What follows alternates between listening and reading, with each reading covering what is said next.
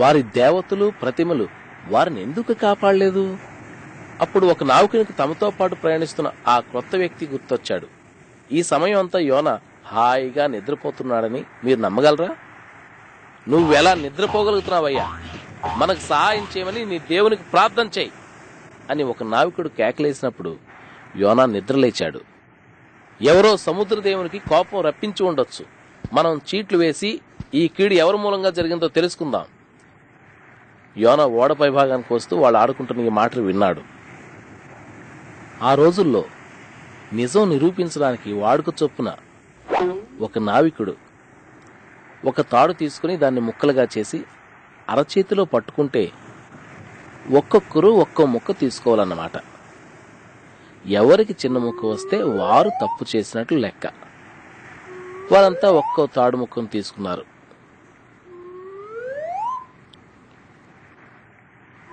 ఇక యోనా వంతు వచ్చినప్పుడు అందరికంటే చిన్న ముక్క అతని చేతికొచ్చింది. చూశారు కదూ?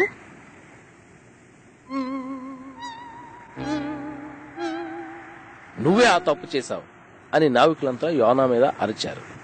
నువ్వే సముద్ర దేవుని కోపం రప్పించావు. నీవెవరివి? ఎక్కడి నుంచి వచ్చావు? నీ ప్రజలెవరు? ఏం పని చేస్తుంటావు?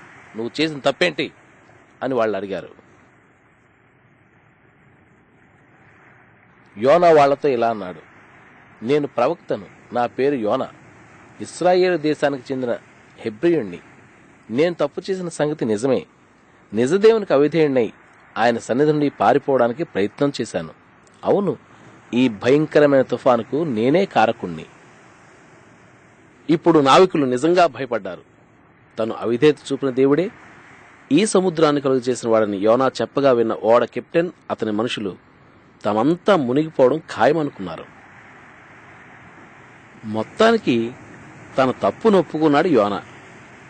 దేవునికి లోబడ్డం ఎంత ముఖ్యమో ఇంకా తాను తెలుసుకోవలసి ఉంది. ఏం చేసి నీ దేవుని సంతోషపరచగలం?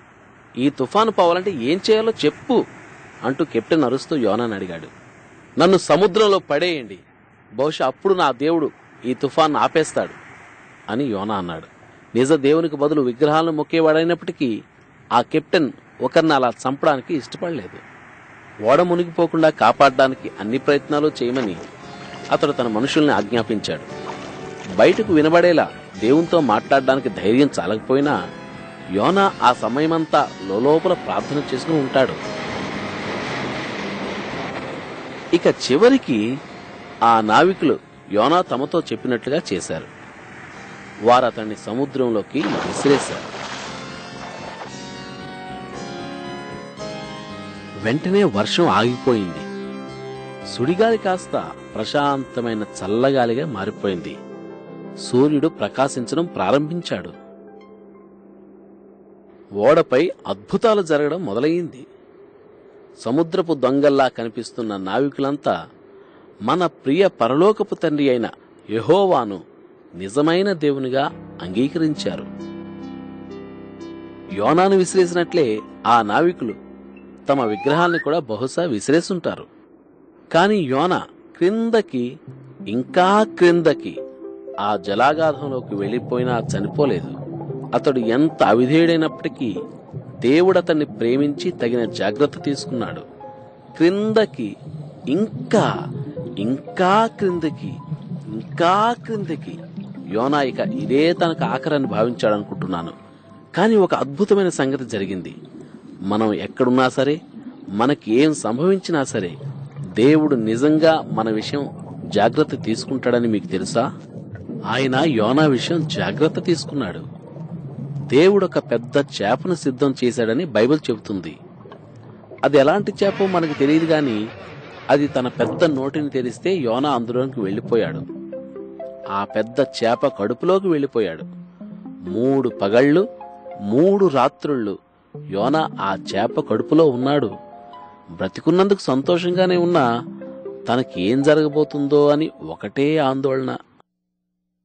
దేవుడు దానికి చెప్పినట్లుగాని ఆ పెద్ద చేప నీళ్ల నుండి బయటకొచ్చి సజీవంగా యోనాను సముద్రపొడ్డున కక్కేసింది. దేవుడు మరోసారి చెప్పాడు, నువ్వు ఆ దుర్మార్గపు పట్టణమైన నినివేకు వెళ్ళాలి యోనా. ఈసారి యోనా దేవుడు తనతో చెప్పిన దాన్ని చేయడానికి అంగీకరించాడు. గుణపాఠాన్ని నేర్చుకున్నాడు. అబ్బో, నినివే శక్తివంతమైన సైన్యం, బలశాలి అయిన రాజును కలిగిన పెద్ద పట్టణం. ఆ పట్టణంలోనికి వెళ్లాలంటే భయంగా ఉన్నప్పటికీ దేవుడు తన్ను కాపాడతాడని అతనికి తెలుసు. నినివే ఎంత విశాలమైందంటే దానిలో తిరగడానికి యోనాకు 3 రోజులు పట్టిందంటే మీరే ఆలోచించండి. ఎత్తైన పట్టణ ప్రాకారాన్ని వెంబడిస్తూ 3 రోజుల పాటు ఒకటే నడక. అసలు ఆ ప్రాకారాన్ని చూస్తేనే యోనా లాంటి వాడికి గుండెలదిరిపోతాయి. ఆ ప్రాకారం ఎత్తు 100 అడుగులు, అంటే 2 తాడి చెట్లంత ఎత్తు. నినివే పట్టణం నిజంగా చాలా పెద్దది, బలమైంది కూడా. యోనా పట్టణాన్ని సమీపిస్తూనే ప్రకటించడం మొదలుపెట్టాడు. 40 రోజుల్లో నినివే పట్టణం నాశనం కాబోతుంది అని గొంతెత్తి చెప్పాడు. బైబిల్లో ఉన్నట్టుగా యోనా తిన్నగా నినివేలోకి వెళ్లి మధ్యలో నిలబడి ప్రజలకు ఇలా ప్రకటించాడు, మీరెంత దుర్మార్గులో దేవుడు చూశాడు. ఆ ప్రజలను దేవుడు ఎంతగా ప్రేమించాడు అనేది కూడా యోనా చెప్పాల్సింది. ఎందుకంటే దేవుడు పాపాన్ని అసహించుకొని పాపులను ప్రేమిస్తాడని బైబిల్లో రాయబడి ఉంది. యోనా అదే చేయలేదు. వారెంతటి పాపాత్ములో, అందుకు దేవుడు ఎంతటి శిక్షను ఆ పట్టణం మీదకి రప్పించబోతున్నాడో అనేది మాత్రమే ఆ ప్రజలతో చెప్పాడు. యోనా చెప్పిన విషయాన్ని నినివే ప్రజలు నమ్మారు. వారి హృదయాలు బాధతో బరువెక్కాయి. తన మాటలు విన్న ప్రజల మనోభావాలను యోనా గ్రహించే ఉంటాడు. కానీ వారి కోసం ఏమాత్రం ప్రేమ లేదు అతని హృదయంలో. తన చిన్న దేశమైన ఇశ్రాయేలుకు ఆ బలవంతులైన ప్రజలు చేసిన కీడంతటినీ జ్ఞాపకం చేసుకుంటున్నాడు. నినివే సర్వనాశనం అయిపోవాలని కోరుకున్నాడు. నినివే ప్రజలు దేవుని హెచ్చరికకు చెవియొగ్గి ఏ విధంగా తమ పాపాల నిమిత్తం పశ్చాత్తాపపడ్డారో, దుష్కార్యాల స్థానంలో సత్కార్యాలు చేసేటట్లు ఏ విధంగా దేవుని క్షమాపణ కోరుకున్నారో యోనా విన్నప్పుడు కోపం తెచ్చుకున్నాడు. నినివే ప్రజలను అతడెంత అసహించుకున్నాడంటే దేవుడు వారి పాపాలను క్షమించడాన్ని ఇష్టపడలేదు. ఇది మనకు నమ్మశక్యం కాదు. దేవుడు నినివేను సర్వనాశనం చేసేయాలని అతడు కోరుకున్నాడు.